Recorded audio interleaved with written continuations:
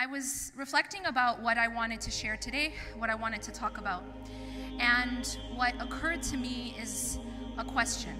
And this is a question that I think a lot of people struggle with. It's a question that a lot of people stumble upon, and usually the inability to answer this question has caused a lot of heartache in a lot of people. In fact, the inability to answer this question has led some people to disbelief. The inability to answer this question has led some people to completely disregard and disbelieve in God completely. And that is this question of, why do bad things happen to good people? Why do bad things happen to good people? This is a question which so many people have struggled with, and so many people have not found the right answer. And because of that, we have people who have abandoned God. Now, we as Muslims, we as believers also sometimes have this question. And we have to understand the answer to this question. When I asked this question in my class, I asked the students, tell me this, why do bad things happen to good people? And I get various answers. Some people say, because God is testing them. Some people say, to bring us closer to God. I get all types of answers, but I've never gotten the answer I'm looking for. And the answer I'm looking for is, the question is flawed.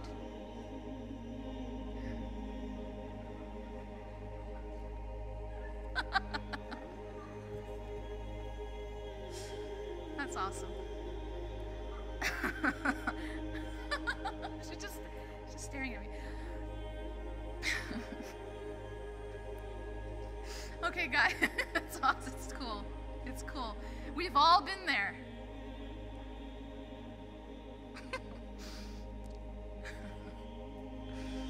I didn't want to have to compete with your low blood sugar and this child, so the question itself is flawed. And the reason why the question is flawed is because this: bad things never happen to good people. Bad things never happen to good people. But then, you have this reaction when I say that to, but wait a minute. What about the people who've lost their homes? What about the people who've lost their lives? What about the people who are getting attacked? How can you tell me that bad things never happen to good people? And I will repeat, bad things never happen to good people. How do I know that? Because the Prophet ﷺ said so. He says in a hadith, عَجَبٌ لِأَمْرِ الْمُؤْمِنِ, the matter of a believer is strange. أَمْرُهُ كُلُّ خَيْرٍ. All of his matters are good. Every single thing that happens to a believer is in fact good. It is never bad. Do you know how powerful that is? That you can live in a state where no matter what happens to you, it's actually good.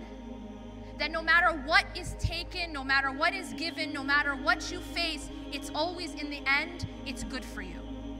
That is something, and the Prophet ﷺ emphasizes in this hadith that this is only the case for a believer. Because in fact, bad things can happen to bad people, but bad things can never happen to good people. The Prophet ﷺ said that something that makes the believer unique is that no matter what happens, if it is something that we love, something that we want, then the believer is grateful, and so it is good for him. And if it is something that we do not want, something that is difficult, the believer is patient, so it is good for him. Why is this message so important right now?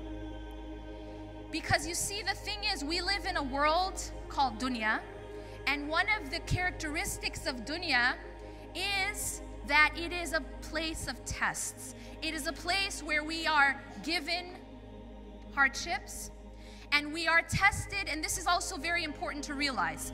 A lot of times we think that we are only tested with hardships. Many people have this idea. Many people think that, even the idea that, why aren't I being tested?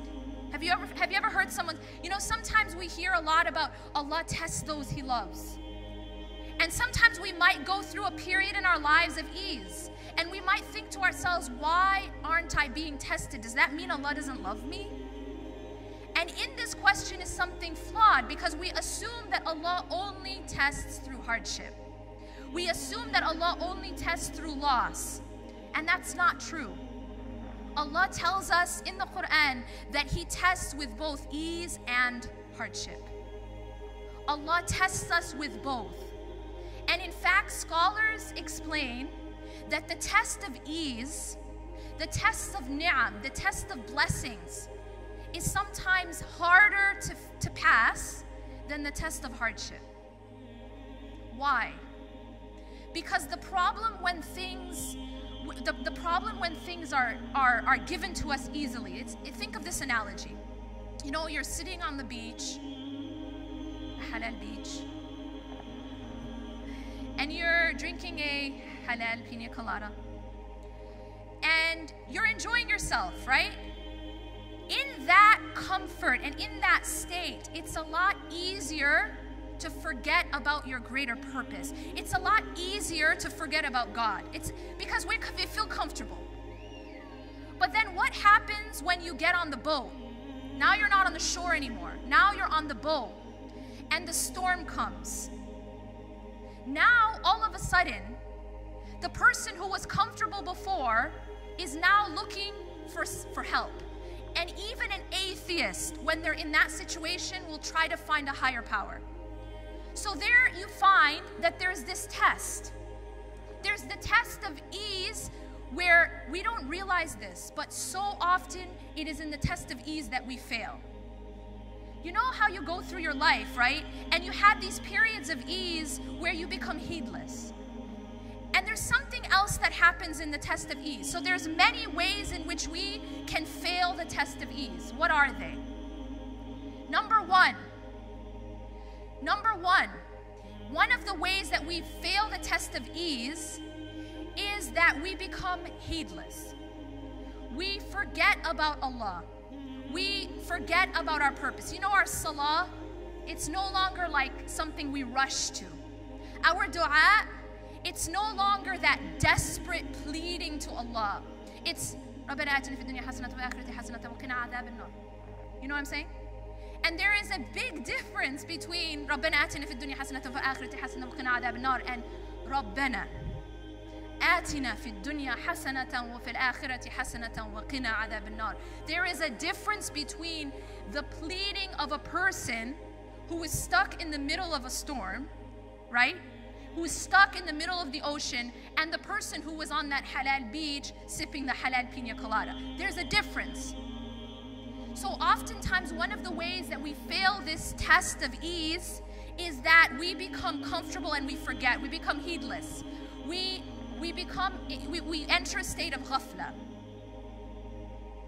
Why am I talking about this? Because we as a community are going to be tested with both. There are going to be times when we're tested with ease. There's going to be times when we're tested with power. And then there's going to be times when we're tested with hardship. But both are tests from Allah. How else can we fail the test of ease? I'm going to tell you guys this second way, and then I'm going to give you guys an example that's actually very timely. The second way that we can fail the test of ease is that we become dependent on the gift itself. So when Allah gives us a gift, we start to love the gift more than the giver. You guys understand what I mean? For example, we really want money. We love to have money. So Allah, He is the giver. He is the provider. So He gives us money.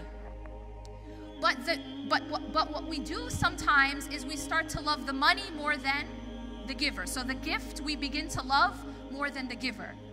We love our money more than we love Allah. That's one of the ways that we can fail the test of ease.